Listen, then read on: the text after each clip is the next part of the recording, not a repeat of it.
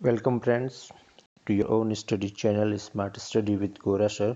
I am your English teacher Ashok Gora. Today we are going to study about the use of future tense, how to fill up the correct form of verb when sentence based on future tense. Future tense पर आधारित English के वाक्यों में किस प्रकार से आपको correct form of verb भरनी है और सबसे पहले तो पता कैसे करना है कि ये फ्यूचर टेंस पर बेस्ड है।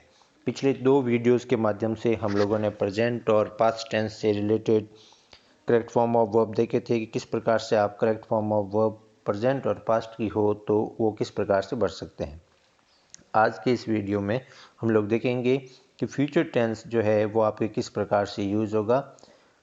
सबसे पहले आप लोगों ने अभी तक आपके अपने चैनल स्मार्ट स्टडी को सब्सक्राइब नहीं किया है तो जल्दी कर लीजिए, क्योंकि इस वीडियो सीरीज़ के माध्यम से मैं संपूर्ण ग्रामर के टॉपिक आप लोगों के लिए कवर करवाने वाला हूं, जो आप लोगों के लिए बेहद उपयोगी होने वाले हैं।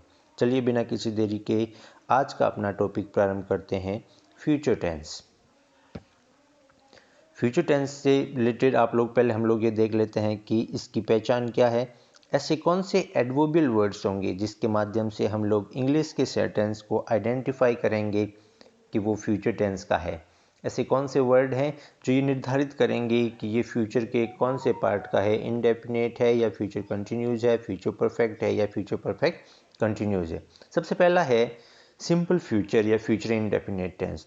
अगर किसी इंग्लिश के सेंटेंसेस में इस प्रकार के वर्ड आते हैं जो फ्यूचर के समय को इंडिकेट करते हैं, निर्धारित करते हैं, जिसमें टुमारो यानी क्या हो गया, आने वाला कल, या नेक्स्ट प्लस कुछ भी टाइम दे रखा हो, नेक्स्ट प्लस कोई भी टाइम दे रखा हो, तो उस कंडीशन में वो आप लोगों के फ्यूचर टेंस को इंडिकेट करेगा।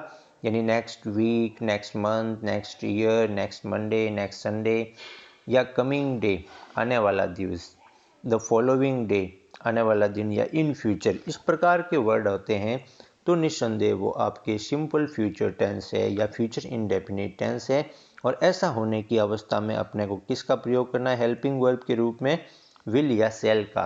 अब विल और सेल के प्रयोग में वही है, सेल का प्रयोग करेंगे हम लोग फर्स्ट पर्सन प्रोनाउन आई और वी के साथ में, और विल का प्रयोग करेंगे सेकंड और थर्ड पर्सन यानी यू, ही, सी, इट, दे और किसी के नाम के साथ में। और इंडेफिनिट टेंसों में हमेशा वर्ब की फर्स्ट फॉर्म ही आती है। प्रेजेंट इंडेफिनिट में भी वर्ब की फर्स्ट फॉर्म ही थी। पास्ट इंडेफिनिट में अफर्मेटिव सेंटेंसेस में वर्ब की सेकंड फॉर्म थी, नेगेटिव और इंट्रोगेटिव में फर्स्ट फॉर्म ही थी। और फ्यूचर इंडेफिनिट में आपके फिर से वर्ब की फर्स्ट फॉर्म आएगी। फिर देखिए future continuous tense. Future continuous tense में अब देखिए प्रेजेंट कंटिन्यूस और पास्ट कंटिन्यूस में भी इस प्रकार के वर्ड थे। प्रेजेंट कंटिन्यूस में था eight this time, at this moment, लेकिन इसमें फ़र्क क्या है, उसमें आगे जो है वो कोई फ्यूचर एडवर्बियल जोड़ दिया जाएगा, यानी at this time tomorrow, at this time next week, इस प्रकार के शब्द आगे जुड़ जाने से वो फ्यूचर कंटिन्यूस का हो जाएगा।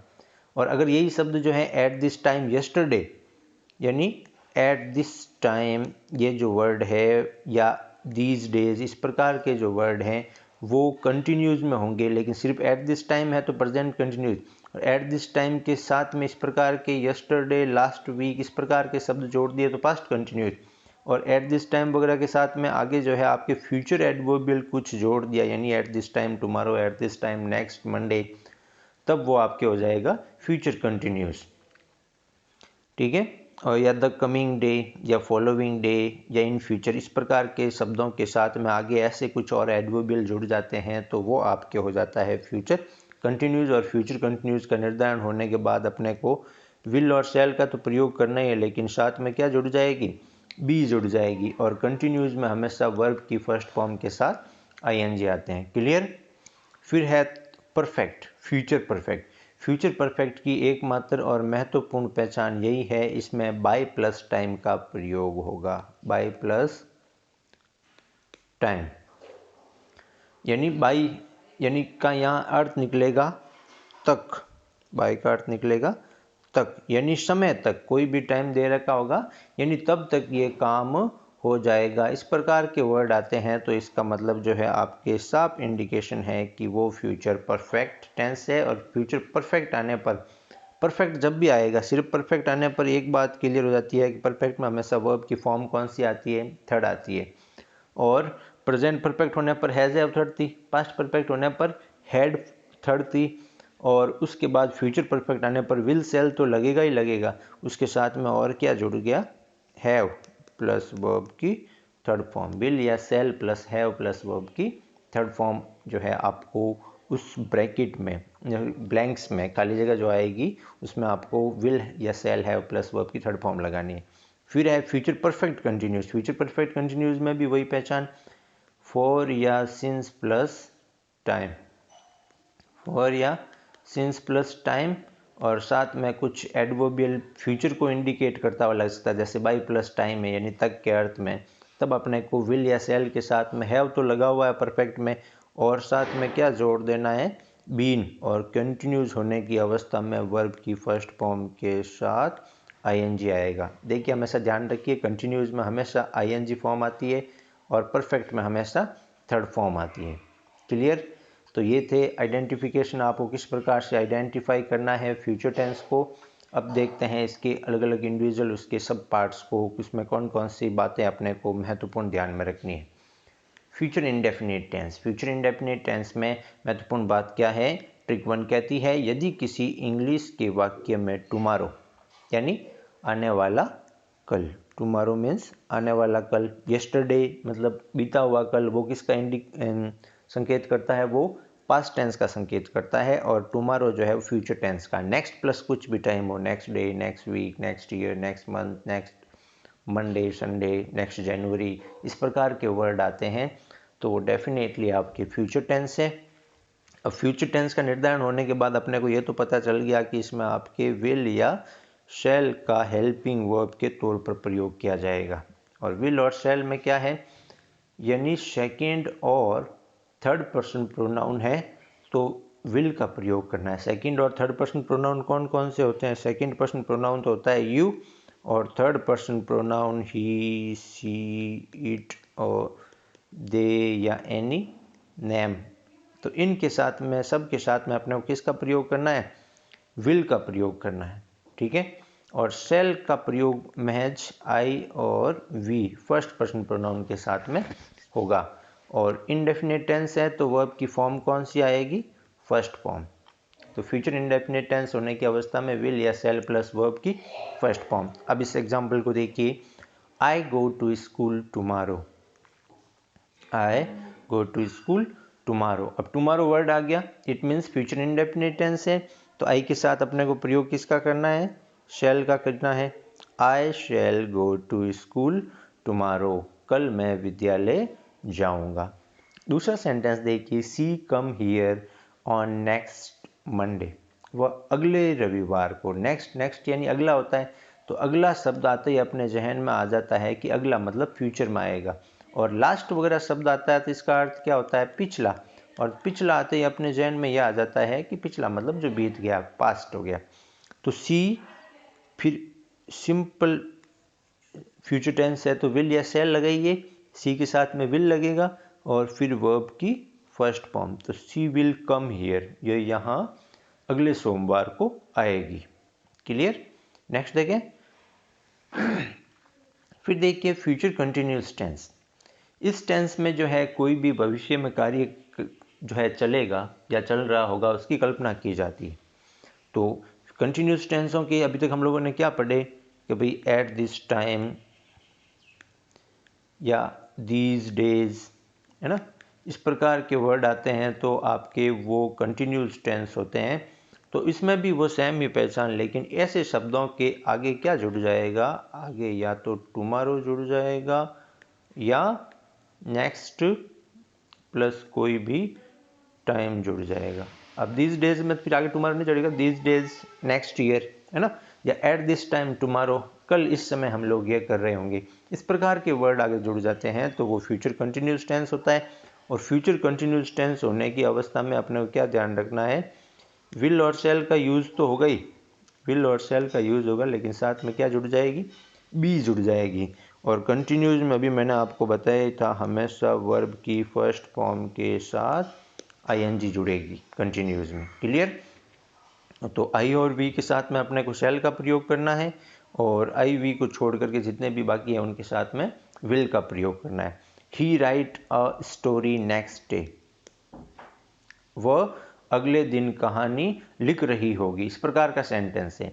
यानी ऐसा जैसे आपको फिलअप करने के लिए कहा जा रहा है, ऐसा सेंटेंस नॉर्मल आया तो फ्यूचर इंडेफिनिट भी बढ़ सकता है, लेकिन अब हम लोग बात फ्यूचर कंटिन्यूस की कर रहे हैं, तब उस अवस्था में आप लोगों को he will be writing a story next day, कल वो इस समय कहानी लिख रही होगी, या she will be writing a story at this time, इस प्रकार का वर्ड भी साथ में जोड़ा जा सकता है। Eight this time yesterday, next day, कल इस समय वो एक कहानी लिख रही होगी। क्लियर। तीसरा जो है इसका पार्ट है वो है future perfect tense. Future perfect tense की एकमात्र महत्वपूर्ण पहचान यही है कि अगर किसी इंग्लिश के सेंटेंस के अंत में बाय लगा करके उसके साथ में कुछ टाइम दिया हुआ है तो डेफिनेटली वो आपके फ्यूचर परफेक्ट टेंस है। क्लियर। बाय का अर्थ जो है वो तक के अर्थ में निकलेगा, यानी कोई भी कार्य तब तक पूर्ण हो जाएगा, इस प्रकार का वर्ड आता है तो वो आपके फ्यूचर परफेक्ट टेंस है। फ्यूचर परफेक्ट टेंस यानी इंग्लिश के सेंटेंस में किसी में समय से पहले बाय दिया हुआ हो तो फ्यूचर परफेक्ट टेंस है, और परफेक्ट टेंस होने की अवस्था में विल या शैल के साथ में क्या जुड़ जाएगा बच्चों? विल या शैल के साथ में जुड़ जाएगा हैव। और परफेक्ट में वर्ब की फॉर्म कौन सी आती है? हमेशा वर्ब की जो है थर्ड फॉर्म, वर्ब की थर्ड फॉर्म, सॉरी मैंने फर्स्ट लिख दी, थर्ड फॉर्म हमेशा आती है परफेक्ट में, इस बात का ध्यान रखें। अब ये इसके एग्जांपल्स देखिए। He leave for school by 10 AM, वह स्कूल के लिए 10 बजे निकल चुका होगा, वह 10 बजे स्कूल के लिए निकल चुका होगा। तो ही, अब ही के साथ में क्या आएगा? विल आएगा। ही विल, फिर क्या लगाना है आगे? हैव, और लीव की third form left, he will have left for school by 10 AM, वो 10 बजे तक स्कूल के लिए निकल चुका होगा। सी रिटर्न फ्रॉम जयपुर बाय 2014, वह 2014 तक जयपुर से आ चुका होगा। ये पुराने सेंटेंस लिख दिया मैंने, 2014 देख लीजिए, 24 देख लीजिए फॉर एग्जाम्पल, तो वो लौट चुका होगा। तो सी विल हैव, फिर रिटर्न की third form return, she will have return from Jaipur by 2014, वह 2024 तक जयपुर से लौट चुकी होगी। तो इस प्रकार से बाय प्लस टाइम जब भी दिया हुआ हो तो वो आपके फ्यूचर परफेक्ट टेंस है। फ्यूचर परफेक्ट टेंस होने की अवस्था में विल या शैल के साथ में हैव लगाना है और वर्ब की फॉर्म आ जाएगी third.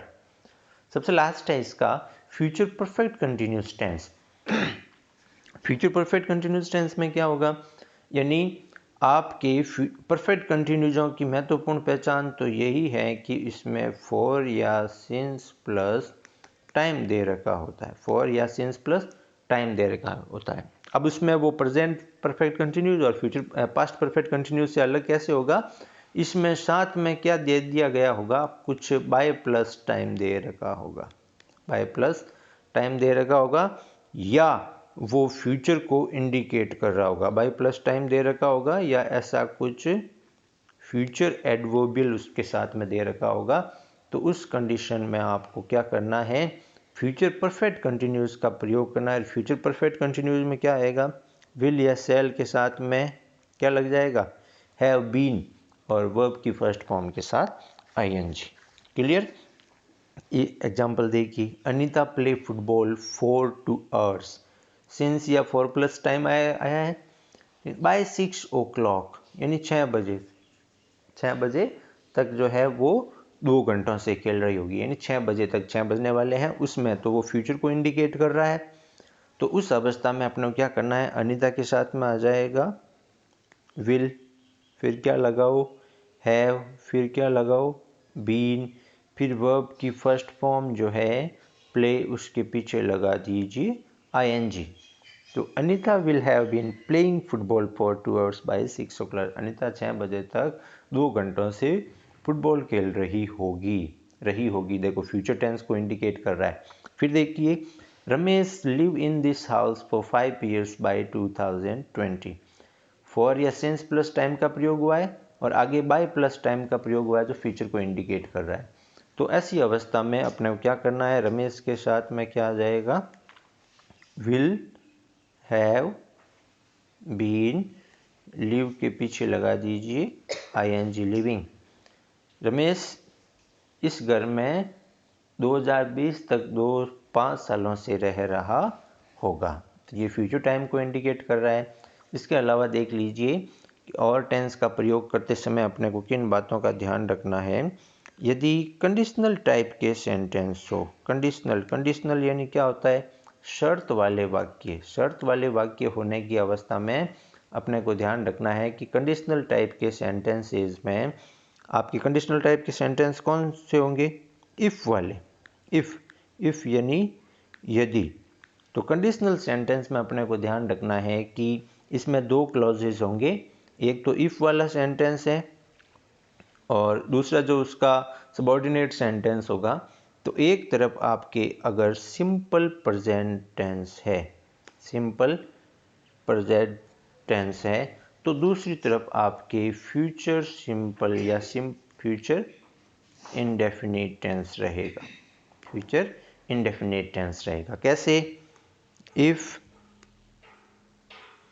You work hard you will get success. If you work hard, अब ये जो सेंटेंस है, वर्ब की फर्स्ट फॉर्म आया है तो simple future simple present tense है, तो दूसरी तरफ के सेंटेंस में विल या सेल प्लस वर्ब की फर्स्ट फॉर्म आई है, सिंपल फ्यूचर टेंस है। क्लियर, ये तो है कंडीशन 1। कंडीशन टाइप 2 क्या कहती है, कंडीशन टाइप 2 में है यदि इफ के साथ वाले क्लोजेज में अगर आपके second form of the verb यानी पास्ट सिंपल टेंस है, तो दूसरी तरफ का जो सेंटेंस होगा उसमें आपके विल का बन जाएगा वुड। यानी कैसे, इफ यू इनवाइटेड हिम